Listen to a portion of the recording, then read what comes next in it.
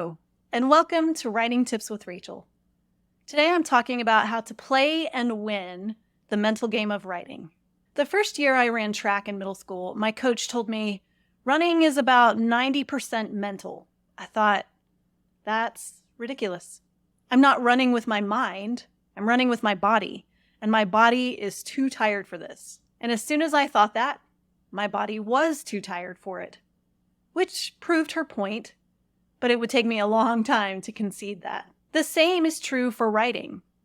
I'm not sure about the 90% mental when it pertains to running, but it's definitely true for writing. Writing is all done with the brain and needs positive, clear, excited brains to actually get started and make progress on any kind of project. Just like when I head out the door for a run thinking, this is hard and awful, and the run turns out to be hard and awful. If I start my writing session thinking, this is not going to be good, then it probably won't be good. Our thoughts and attitudes make a huge difference in this career. The mental game of writing is not an easy one to master. Thoughts constantly break in during writing sessions. Oh, this is so bad. No one's going to want to read it. I don't even want to read it. I should just trash the whole thing. It was a terrible idea anyway. I am intimately familiar with these intrusive thoughts.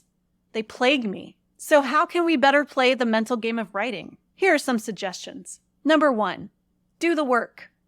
The more you practice, the better you get, and the more you can talk back to those voices.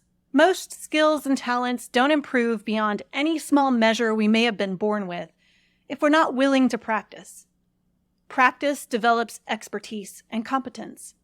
And as we develop expertise and competence, we also practice taking on the mental game of writing, facing all those voices that want to stop us, pushing through their resistance and building our perseverance. All of that practice is beneficial. Identify your weaknesses, study, play around with no-pressure compositions that challenge those weaknesses and work on strengthening them.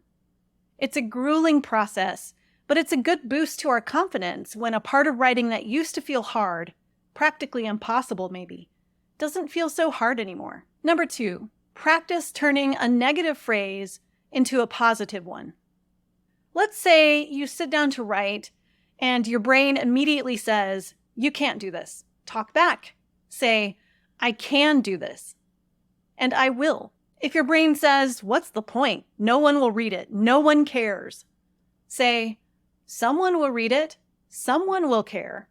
And the point is also that I love this, and someone needs my story. If your brain tells you, this is crap, tell it, it may be crap now, but revision is where crap turns into brilliant. If it's too hard to do this mentally, use a sheet of paper.